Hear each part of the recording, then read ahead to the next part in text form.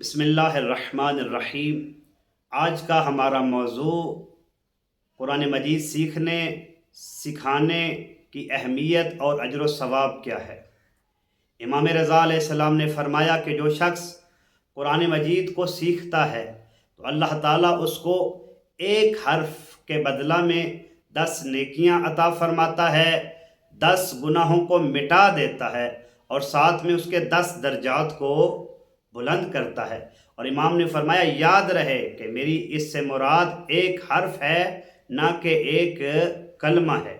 اور ایک اور حدیث میں امام علی علیہ السلام نے فرمایا کہ جب خداوند متعال گناہگاروں کے گناہوں کی وجہ سے بندوں پر عذاب کا ارادہ کرتا ہے تو 2 گروہ ایسے ہیں جس کی وجہ سے اللہ زمین پر رحم فرماتا ہے، اہل زمین کے گناہگاروں پر رحم کرتا ہے اور عذاب کو ٹال دیتا ہے۔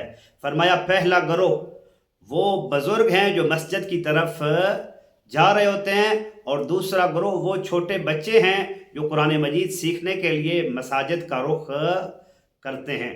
اور اسی ضمن میں رسول خدا نے فرمایا اور ائمہ معصومین علیہ السلام نے فرمایا کہ جب کوئی بچہ استاد کے پاس بسم اللہ پڑھنے کے لیے جاتا ہے، قرآن سیکھنے کے لیے جاتا ہے اور استاد اس کو بسم اللہ پڑھاتا ہے اور وہ بچہ بسم اللہ کی تلاوت کرتا ہے، بسم اللہ سیکھتا ہے، تو اللہ تعالیٰ اس بسم اللہ کے بدلہ میں اس بچے کو، اس کے والدین کو اور اس استاد کے گناہوں کو معاف کر دیتا ہے۔